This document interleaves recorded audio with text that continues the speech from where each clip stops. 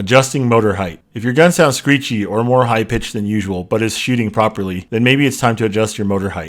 When you're adjusting the motor height, you will be firing your gun as you adjust. So start with your gun unloaded, any charged battery. Now with your gun pointed in a safe direction, shoot a couple times, and then adjust your motor height, turning this screw.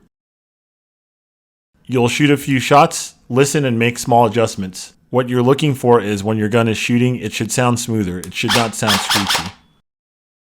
Making small adjustments, you'll be able to listen and tune accordingly. Now if your motor height is too high, your gun will be locked up and can't fire. If your motor is too low, the motor won't engage the gears.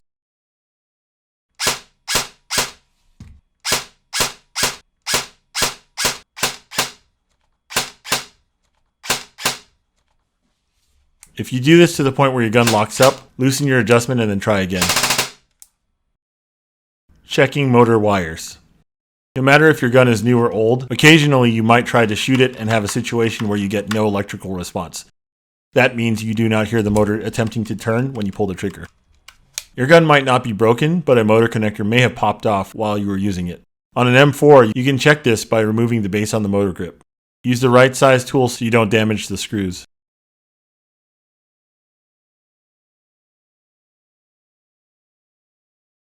Check to see if the wires have popped off the motor pins. These should be secure and should not come off easily.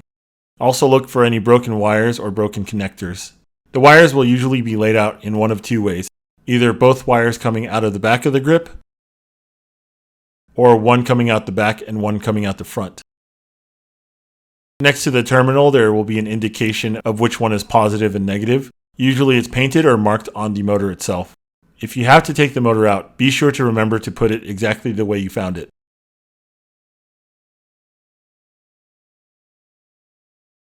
Slide the connector onto the terminal. It should be tight enough to stay in place even if you tug it a little bit. When you're done, reinstall the base of the grip.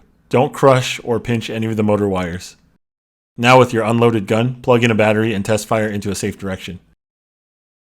If it's still not shooting, we might have to troubleshoot other areas.